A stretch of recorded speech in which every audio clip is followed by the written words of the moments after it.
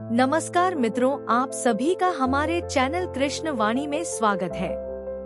आज हम श्रीमद् भगवद गीता अध्याय 6वां श्लोक 20 से लेकर 30 श्लोक तक ध्यान योग का अर्थ, अनुवाद और व्याख्या विस्तार से जानेंगे।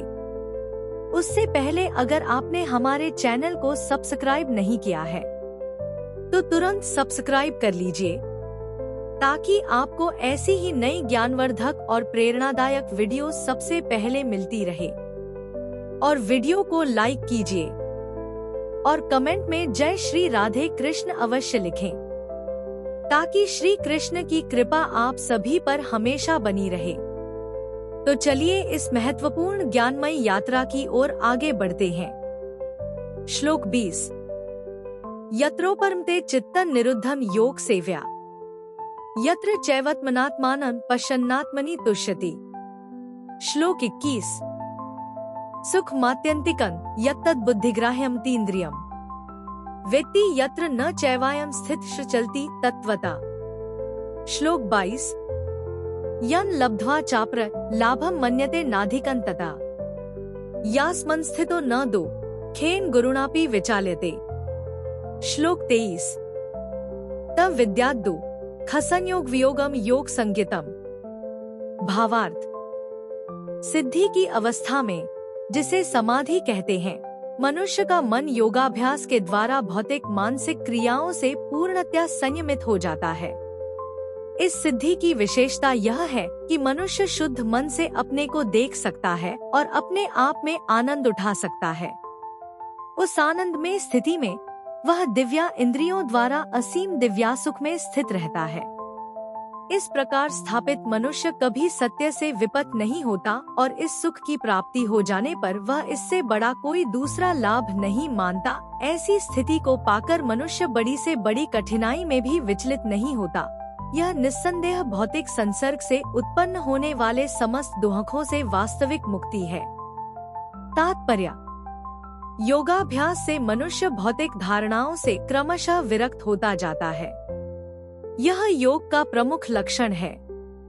इसके बाद वह समाधि में स्थित हो जाता है, जिसका अर्थ यह होता है कि दिव्य मन तथा बुद्धि के द्वारा योगी अपने आप को परमात्मा समझने का भ्रम न करके परमात्मा की अनुभूति करता है। योगाभ्यास बहुत कुछ पतंजलि की पद्धति पर आधारित है। कुछ अप्रामाणिक भाष्यकार जीवात्मा तथा परमात्मा में अभेद स्थापित करने का प्रयास करते हैं और अद्वैतवादी इसे ही मुक्ति मानते हैं, किंतु वे पतंजलि की योग पद्धति के वास्तविक प्रयोजन को नहीं जानते। पतंजलि पद्धति में दिव्य आनंद को स्वीकार किया गया है, किंतु अद्वैतवादी इस दिव्य आनंद को स्वीकार नहीं करते क्योंकि उन्हें भ्रम है कि इससे कहीं उनके अद्वैतवाद में बाधा न उपस्थित हो जाए। अद्वैतवादी ज्ञान तथा ज्ञाता के द्वैत को नहीं मानते, किंतु इस श्लोक में दिव्य इंद्रियों द्वारा अनुभूत दिव्य आनंद को स्वीकार किया गया है। योगासूत्र में महर्षि कहते हैं, पुरुषार्थ शून्यानां गुणानां प्रतिप्रसवः कैवल्यं स्वरूप प्रतिष्ठा व चितिशक्तिरिति। यह चितिशक्ति या अंतरंगा शक्ति दिव्य है। पुरुषार्थ का तात्पर्य धर्म, अर्थ, काम तथा अंत में परब्रह्म से तादात्म्य या मोक्ष है। अद्वैतवादी परब्रह्म से इस तादात्म्य को कैवल्यम कहते हैं, किंतु पतंजलि के अनुसार कैवल्यम वह अंतरंगा या दिव्य शक्ति है जिससे जीवात्मा अपनी स्वाभाविक स्थिति से अवगत होता है। भगवान चैतन्य के शब्दों में यह अवस्था चेतोदर्पणा मार्जनम अर्थात मन रूपी मलिन दर्पण का मार्जन, शुद्धि है। यह मार्जन वास्तव में मुक्ति या भवमहादावाग्नि निर्वापणम है। प्रारंभिक निर्वाण सिद्धांत भी इस नियम के सामन है। भागवत में इसे स्वरूपेण व्यवस्थितः कहा गया है। भगवद गीता के इस श्लोक में भी इसी की पुष्टि हुई है।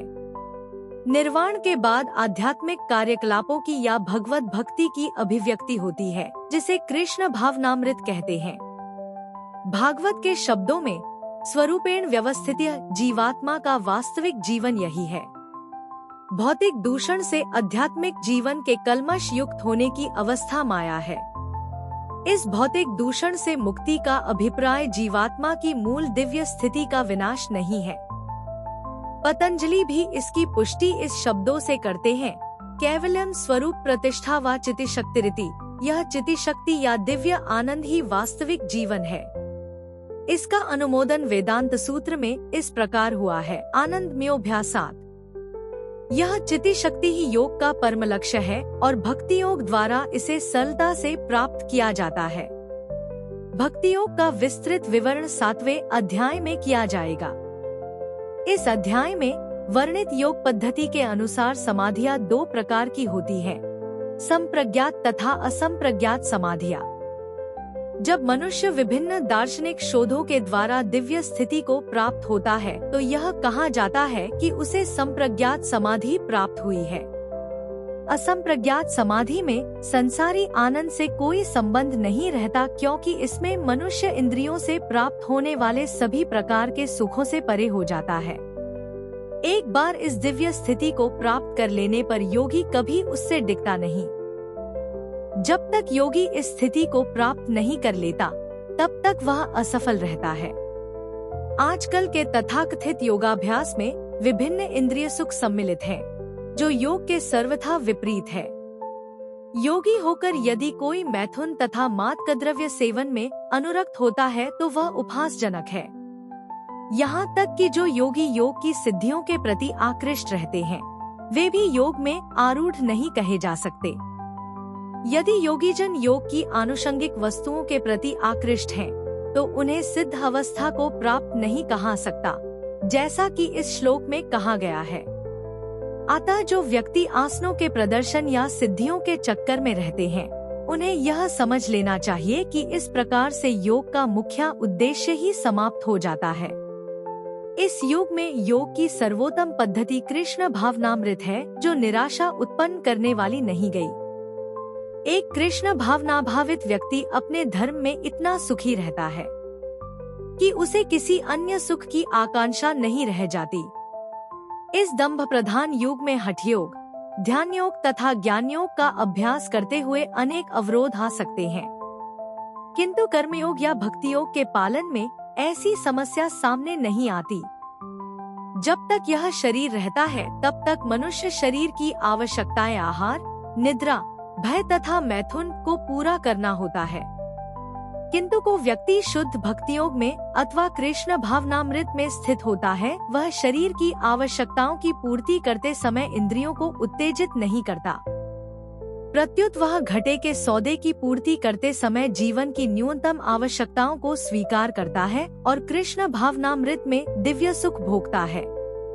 वह दुर्घटनाओं, रोगों, अभावों और यहाँ तक कि अपने प्रियजनों की मृत्यु जैसी आपातकालीन घटनाओं के प्रति भी निरपेक्ष रहता है।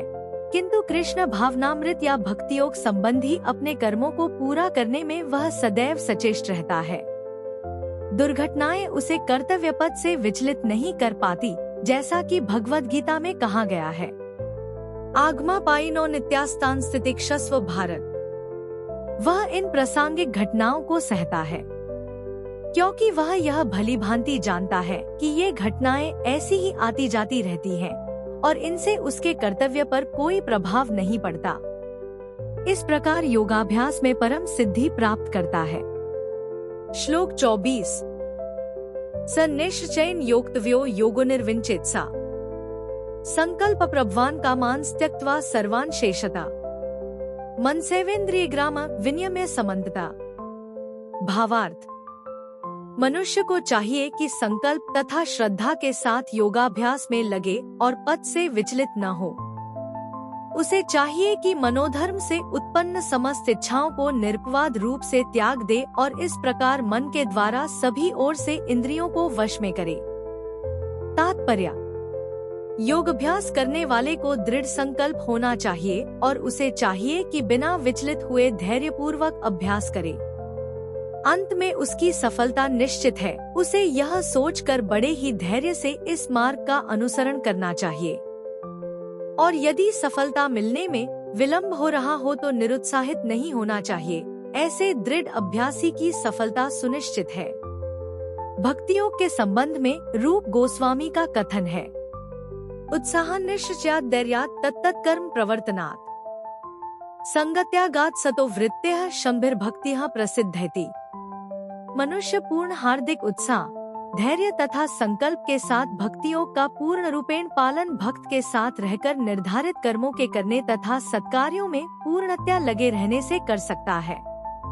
जहाँ तक संकल्प की बात है, मनुष्य को चाहिए कि उसे गौरैया का आदर्श ग्रहण करे जिसके सारे अंडे समुद्र की लहरों में मग्न हो गए थे। कहते हैं कि एक गौरैया ने समुद्र तट पर अंडे दिए, किंतु विशाल समुद्र उन्हें अपनी लहरों में समेट ले गया। इस पर गौरैया अत्यंत क्षुब्ध हुई और उसने समुद्र से अंडे लौटा देने के लिए कहा, किंतु समुद्र ने उसकी प्रार्थना पर कोई ध्यान नहीं दिया। अतः उसने समुद्र को सूखा डालने की ठान ली। वह अपनी नन्ही सी चोंच से पानी उलीचने लगी। सभी उसके इस असंभव संकल्प का उपहास करने लगे। उसके इस कार्य की सर्वत्र चर्चा चलने लगी तो अंत में भगवान विष्णु के विराट वाहन पक्षीराज गरुड़ ने यह बात सुनी। उन्हें अपनी इस नन्ही पक्षी बहन पर दया आई और वे गौरैया से मिलने आए। गरुड़ उस नन्ही गौरैया के निश्चय से बहुत प्रसन्न हुए और उन्होंने उसकी सहायता करने का वचन दिया। गरुड़ ने तुरंत समुद्र से कहा कि वह उसके अंडे लौटा दे, नहीं तो उसे स्वयं आगे आना पड़ेगा। इससे समुद्र भयभीत हुआ और उसने अंडे लौटा दिए। वह गौरैया गरुड़ की कृपा से सुखी हो गई। इसी प्रकार योग, विशेषतया कृष्ण भावनामृत में भक्ति योग, अत्यंत दुष्कर प्रतीत हो सकता है, किंतु जो कोई संकल्प के साथ नियमों का पालन करता है, भगवान निश्चित रूप से उसकी सहायता करते हैं, क्योंकि जो अपनी सहायता आप करते हैं, भगवान उनकी सहायता करते हैं। श्लोक 25।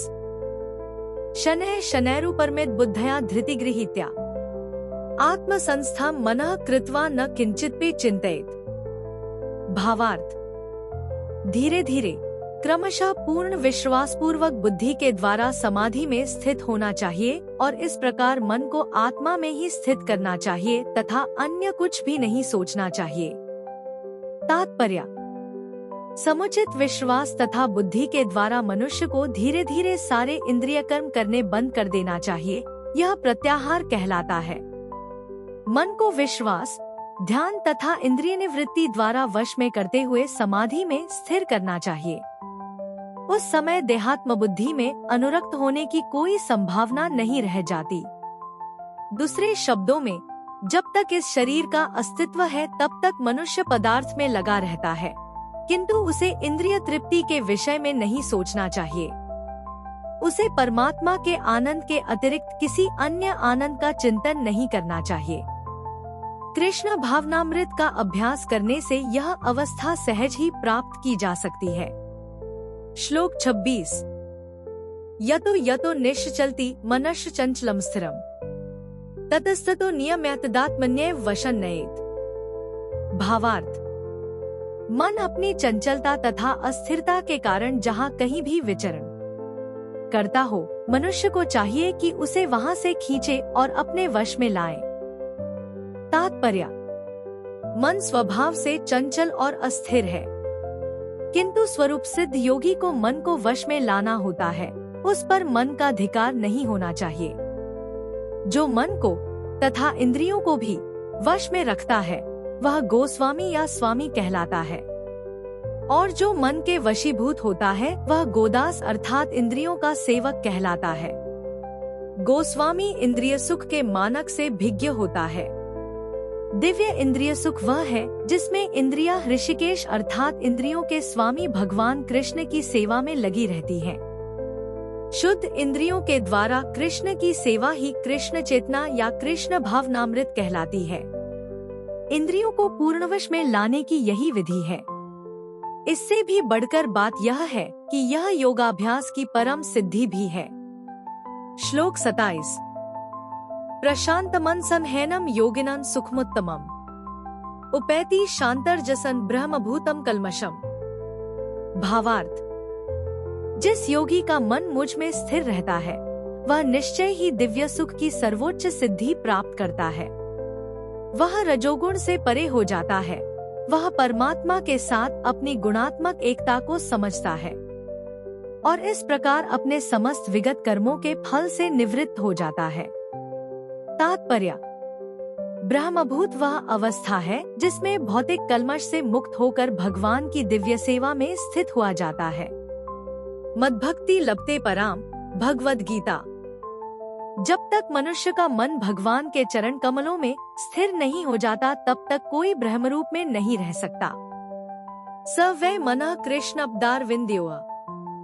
भगवान की दिव्य प्रेम भक्ति में निरंतर प्रवृत्त रहना या कृष्ण भावनामृत में रहना वस्तुतः रजोगुण तथा भौतिक कल्मश से मुक्त होना है। श्लोक 28। युञ्जन्नेवं सदात्मानं योगी विगत कल्मष सुखेन ब्रह्म संस्पर्श मत्यंतम सुखम शुनुते। भावार्थ: इस प्रकार योगाभ्यास में निरंतर लगा रहकर आत्मसंयमी योगी समस्त भौतिक कल्मश से मुक्त हो जाता है और भगवान की दिव्य प्रेमा भक्ति में परम सुख प्राप्त करता है। तात्पर्य: आत्म साक्षात्कार का अर्थ है भगवान के संबंध में अपनी स्वाभाविक स्थिति को जानना। जीव, आत्मा भगवान का अंश है और उसकी स्थिति भगवान की दिव्य सेवा करते रहना है। ब्रह्मा के साथ यह दिव्य सान्निध्य ही ब्रह्म संस्पर्श कहलाता है। श्लोक 29। सर्वभूतस्थमात्मनं सर्वभूतानि चात्मनि ईक्षते योगयुक्तात्मा सर्वत्र समदर्शना। भावार्थ: वास्तविक योगी समस्त जीवों में मुझको तथा मुझ में समस्त जीवों को देखता है। निस्संदेह स्वरूप सिद्ध व्यक्ति मुझ परमेश्वर को सर्वत्र देखता है। तात्पर्य: कृष्ण भावना भावित योगी पूर्ण दृष्टा होता है क्योंकि वह परब्रह्म कृष्ण को हर प्राणी के हृदय में परमात्मा रूप में स्थित देखता है। ईश्वरः सर्वभूतानां हृदयेषोऽर्जुन तिष्ठति। अपने परमात्मा रूप में भगवान एक कुत्ते तथा एक ब्राह्मण दोनों के हृदय में स्थित होते हैं। पूर्ण योगी जानता है कि भगवान नित्य रूप में दिव्य हैं और कुत्ते या ब्राह्मण में स्थित होने से भी भौतिक रूप से प्रभावित नहीं होते। यही भगवान की परम निरपेक्षता है। यद्यपि जीवात्मा भी एक एक हृदय में विद्यमान है, किंतु वह एक साथ समस्त हृदयों में सर्वव्यापी नहीं है। आत्मा तथा परमात्मा का यही अंतर है। जो वास्तविक रूप से योगाभ्यास करने वाला नहीं है वह इसे स्पष्ट रूप में नहीं देखता। एक कृष्ण भावनाभावित व्यक्ति कृष्ण को आस्तिक तथा नास्तिक दोनों में देख सकता है।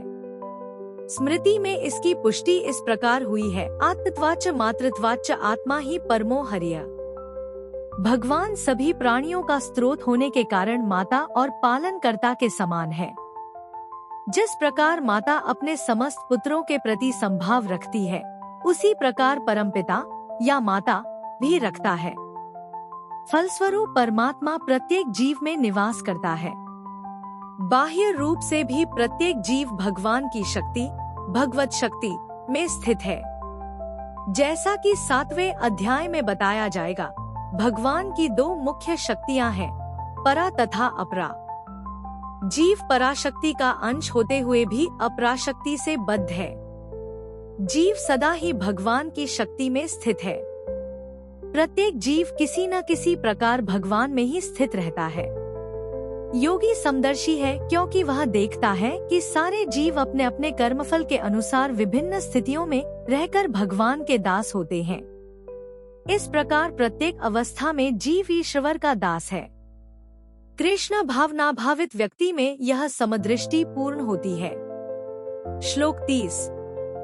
यो मां पश्यति सर्वत्र सर्वं च मयि पश्यति तस्याह न प्रणश्यामि स च मे न प्रणश्यति। भावार्थ: जो मुझे सर्वत्र देखता है और सब कुछ मुझ में देखता है, उसके लिए न तो मैं कभी अदृश्य होता हूँ और न वह मेरे लिए अदृश्य होता है। तात्पर्य: कृष्ण भावनाभावित व्यक्ति भगवान कृष्ण को सर्वत्र देखता है और सारी वस्तुओं को कृष्ण में देखता है। ऐसा व्यक्ति भले ही प्रकृति की पृथक पृथक अभिव्यक्तियों को देखता प्रतीत हो, किंतु वह प्रत्येक दशा में इस कृष्ण भावनामृत से अवगत रहता है कि प्रत्येक वस्तु कृष्ण की ही शक्ति की अभिव्यक्ति है। कृष्ण भावनामृत का मूल सिद्धांत ही यह है कि कृष्ण के बिना कोई अस्तित्व नहीं है और कृष्ण ही सर्वेश्वर है। कृष्ण भावनामृत कृष्ण प्रेम का विकास है, ऐसी स्थिति जो भौतिक मोक्ष से भी परे है। आत्म साक्षात्कार के ऊपर कृष्ण भावनामृत की इस अवस्था में भक्त कृष्ण से इस अर्थ में एक रूप हो जाता है कि उसके लिए कृष्ण ही सब कुछ हो जाते हैं और भक्त प्रेममय कृष्ण से पूरित हो उठता है। तब भगवान तथा भक्त के बीच अंतरंग संबंध स्थापित हो जाता है। उस अवस्था में जीव को विनष्ट नहीं किया जा सकता और न भगवान भक्त की दृष्टि से ओझल होते हैं। कृष्ण में तादात्म्य होना आध्यात्मिक लय, आत्मविनाश है। भक्त कभी भी ऐसी विपदा नहीं उठाता, ब्रह्म संहिता में कहा गया है। प्रेमांजनच्छुरित भक्ति विलोचनेन संतः सदैव हृदयेषु विलोक्यन्ति यं श्याम सुंदर मचिन्त्य गुणस्वरूपन गोविंदमादि पुरुषण तमह भजामि। मैं आदि भगवान गोविंद की पूजा करता हूँ, जिनका दर्शन भक्तगण प्रेमरूपी अंजन लगे नेत्रों से करते हैं। वे भक्त के हृदय में स्थित श्याम सुंदर रूप में देखे जाते हैं। इस अवस्था में न तो भगवान कृष्ण अपने भक्त की दृष्टि से ओझल होते हैं और न भक्त उनकी दृष्टि से ओझल हो पाते हैं। यही बात योगी के लिए सत्य है, क्योंकि वह अपने हृदय के भीतर परमात्मा रूप में भगवान का दर्शन करता रहता है। ऐसा योगी शुद्ध भक्त बन जाता है और अपने अंदर भगवान को देखे बिना एक क्षण भी नहीं रह सकता।